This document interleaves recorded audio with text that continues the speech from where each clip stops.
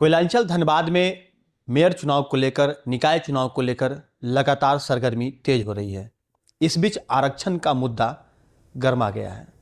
पहले तय हुआ था कि यह सीट एससी के लिए आरक्षित होगी और उसके बाद पता चला कि उसे जनरल किया जा रहा है। इन तमाम विवादों के बीच में शांतनु चंद्रा, उन्होंने हाईकोर्ट का दरवाज़ा खटखटाया। कल उस पर सुनवाई हुई है। क्या कुछ सुनवाई हुई है, क्या कुछ आने वाले वक्त में होना है, अगली तिथि कब है, सीधे उनसे जुड़ते हैं। सर, आप कल जुड़े थे, कल आपने जो याचिका डाली थी उस पर कल सुनवाई हुई, क्या कुछ फैसला है? देखिए, फैसला जो था, आपको तो पता होना चाहिए कि इसी राज्य सरकार ने अक्टूबर 16 को एक अधिसूचना जारी की थी। उस अधिसूचना को जब मैंने पूर्ण अध्ययन किया तो उससे ये प्रतीत हुआ कि राज्य सरकार जो है अपने ही बनाए हुए अमेंडमेंट बिल 2022 को एक तरफ ताक पे रखते हुए यहाँ जो है सीट को अनारक्षित करने की ओर बढ़ रही है। तो इसी के खिलाफ मैंने जो है माननीय उच्च न्यायालय में अपनी याचिका दायर की। माननीय उच्च न्यायालय ने इसे गंभीरतापूर्वक लेते हुए उस याचिका को स्वीकार किया और राज्य सरकार को तलब किया। राज्य सरकार के द्वारा उन्होंने कहा कि मुझे 1 महीने का समय सीमा दिया जाए ताकि मैं अपने जवाब को रख सकूं। तो पिछले दिन जो 17 तारीख था, वो दिन 17 दिसंबर को उनको बुलाया गया, लेकिन उन्होंने अपने ही मांगे हुए समय सीमा पे जवाब दाखिल ना करते हुए पुनः आग्रह किया कि सरकार के माननीय उच्च न्यायालय को कि हमने अभी तक किसी भी प्रकार का आरक्षण किस नगर निगम को कहाँ मिले, किस श्रेणी में रखना, किस श्रेणी में नहीं, किसे देना है, किस नहीं देना है, अभी तक हमने ऐसा कुछ नहीं किया। आप बताएं कि रोशनी खलको के द्वारा जो दायर याचिका थी उसमें इसी राज्य सरकार ने 45 दिनों के अंदर अपनी सारी चुनाव प्रक्रिया को पूर्ण करने की बातें जो है माननीय उच्च न्यायालय को कहा। और कल हमारे जो मेरी जो याचिका था उसमें ये कह रहे हैं कि नहीं। तो ये कहीं ना कहीं इनकी मंशा जो है साफ और स्पष्ट दिख रही है कि वो यहाँ पर जो आरक्षण जो नीति है उसके अनुसार धनबाद को इस बार आरक्षित होना था, क्योंकि ये जो है इलेक्शन का जो आधार बना रहे हैं वो जनसंख्या को आधार बना रहे हैं। तो जनसंख्या के आधार पर जो सर्वाधिक जनसंख्या है अनुसूचित जनजाति वर्ग का, वो रांची है, दूसरा आदित्यपुर है। तो उसके आरक्षण पॉलिसी के हिसाब से उन्हें आरक्षण वहां पे मिल रहा है। इनका नोटिफिकेशन अभी प्राप्त नहीं हुआ है, ना इन्होंने अभी नोटिफिकेशन किया। मैं ये भी आपको साफ और स्पष्ट कर दूं। उसी के आधार पर जब इन्होंने जो नीति बनाई है उसी के आधार पर धनबाद भी जो है दलित वर्ग के लिए ये आरक्षित होना तय है। ये इनकी बनाई हुई नीति है। पर इन्होंने क्या किया कि इन्होंने वर्गीकृत कर दिया, ग्रुप क और ग्रुप ख कर दिया। और आपको पता होना चाहिए कि माननीय सर्वोच्च न्यायालय का जो है एक दिशा निर्देश है कि आपको 50% के अधिसीमा के अधीन आरक्षण देना है। तो उसके अधीन जो है वर्ग क में ये कह रहे हैं कि हम वर्ग क में 50%, मैंने रांची धनबाद में 50%, तो रांची को पहले सर्वप्रथम आरक्षण देना है तो उसे मिल जा रहा है और धनबाद छूट जा रहा है। और दूसरी तरफ जो है बाकी जो 7 नगर निगम है उसमें जो अनुसूचित जाति का कुल आबादी जिस जिला में आवास ये करता है 26,000 के लगभग, उसे ये पुनः आरक्षण दे रहे हैं। तो माननीय उच्च न्यायालय ने कल फिर इन्हें जो है बोला कि आप अपनी जो जवाब है आगामी 7 जनवरी, आपको मालूम होना चाहिए कि 24 तारीख को ये कोर्ट बंद हो रहा है।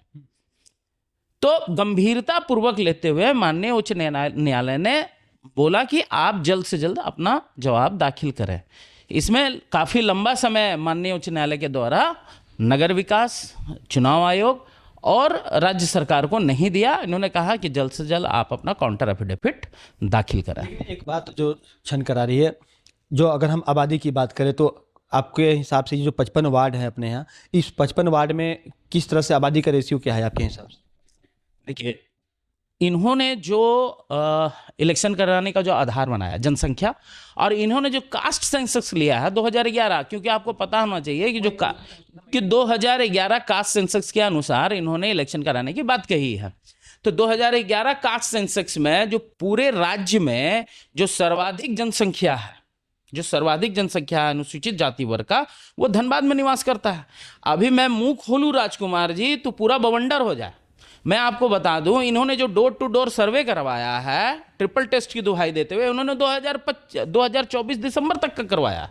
आप जरा सोचिए, हम तो ये मुद्दा उठा ही नहीं रहे हैं कि आपने ओबीसी वर्ग का जो सर्वे कराया और उसके आधार पर जब आप उन्हें आरक्षण दे रहे हैं, वो 2024 के आधार पर दे रहे हैं।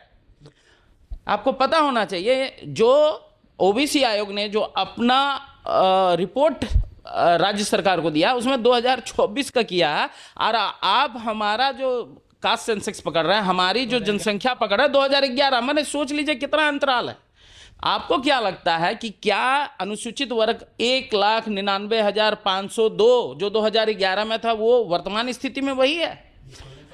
परिवर्तन निश्चित रूप से है, और उत्तराधिक ये में है, मात्रा में है कि यहाँ पे अनुसूचित वर्ग जो 2 लाख की आबादी थी, आज 4 लाख 5 लाख है। तो उसे आप एक तरफ नज़रअंदाज कर रहे हैं, तो खैर हम उसमें नहीं जा रहे हैं। हमारा जो कहना है कि जो आरक्षण पॉलिसी है, जिसमें हमें कॉन्स्टिट्यूशनल राइट और कॉन्स्टिट्यूशनल प्रोटेक्शन जो इस संविधान के अंतर्गत हमें मिलता है, आप हमें उन्हें दें, आप हमें नज़रअंदाज नहीं करें। आप देखिए कि 1954 से जब से धनबाद जिला गठित हुआ है, क्या कभी कोई दलित सांसद हुआ? क्या कभी कोई विधायक यहाँ पे दलित हुआ? क्या कभी कोई महापौर दलित हुआ? क्या कभी कोई जिला परिषद का अध्यक्ष दलित हुआ? नहीं, हमें तो सिर्फ आपने एक वोटर के रूप में समझा, और हमने सभी वर्गों का सम्मान भी किया एक वोटर की तरह। तो लेकिन अभी ये समय आ गया है कि यदि इस जिले में रहने वाला, इस राज्य में रहने वाला जो नागरिक है, यदि वो संविधान को सम्मान करता है, इस देश के कानून को सम्मान करता है, तो वो इस धनबाद जिले में रहने वाले अनुसूचित वर्ग का भी सम्मान करे। यानी कि माना जाए कि कहीं ना कहीं दलितों के हक को दबाने की कोशिश हुई, जिसका आपने प्रतिकार किया। निश्चित रूप से ये हकमारी है हमारी, ये हकमारी है। और क्योंकि आपको पता होना चाहिए कि अगर मैं सूट बूट पहन रहा हूं, तो ये बहुत ही कम ही लोग हैं ऐसा दलित वर्ग जो इसमें, आज भी हमारे लोग जो है ना, फटे कपड़े में अपने नंगे तंग को ढक रहे हैं। आपको मालूम होना चाहिए, ये वही दलित वर्ग है जो निर्धन है, निर्बल है, शोषित है, उपेक्षित है, पीड़ित है, और आप उन्हें हक देने के बजाय आप उन्हीं का हकमारी कर रहे हैं। आप कहीं ना कहीं एक तरफ आप कहते हैं कि ये जो हम जो है दलितों के हितमतगार हैं, माननीय जो हैं वो कहते हैं कि दलितों की आवाज़ दबेगी, आदिवासियों की आवाज़ दबेगी, तो यहाँ तो उल्टा आप ही दबाने का प्रयास कर रहे हैं। तो हमारा सरकार से विनम्र आग्रह है, क्योंकि ये मामला अब कोर्ट के अधीन चला गया है, तो अब हमें लगता है कि राज्य सरकार हमारा सम्मान नहीं कर रही है, लेकिन माननीय उच्च न्यायालय हमारा सम्मान करेगा, और हमें जो है अपना जो न्याय है वो निश्चित रूप से वो दिला के रहेगा। आशा है कि वो अब न्याय जो है वो होगा आपके पक्ष में। अगर मैं इस देश के संविधान को मानूं, अगर ये संविधान क्या कहता है, तो निश्चित रूप से पूरे समस्त अनुसूचित जाति वर्ग को न्याय मिलेगा। तो जिस तरह से अभी शांतनु जी से बात हुई और इन्होंने स्पष्ट किया है कि जो कॉन्स्टिट्यूशनल राइट मिलना चाहिए उसके, जिसके वो हकदार हैं, इसी के लिए उन्होंने माननीय उच्च न्यायालय का दरवाज़ा खटखटाया है। आगामी 7 जनवरी को अगली सुनवाई होनी है, और उसी दौरान जब राज्य सरकार अपना पक्ष वहाँ पर रखेगी, काउंटर एफिडेविट जब दायर करेगी, उसके बाद कोर्ट जब निर्णय लेगी कि वास्तव में कब और किस परिस्थिति में ये चीज़ें बदलने की बातें हुई थी और अब क्या कुछ सरकार को आदेश देना है, उसके बाद तय होगा कि धनबाद में मेयर का सीट आरक्षित होगा अथवा नहीं होगा। थोड़ा इंतजार कीजिए। सहयोगी रोशन के साथ राजकुमार जायसवाल, 11 स्कोप्स, धनबाद।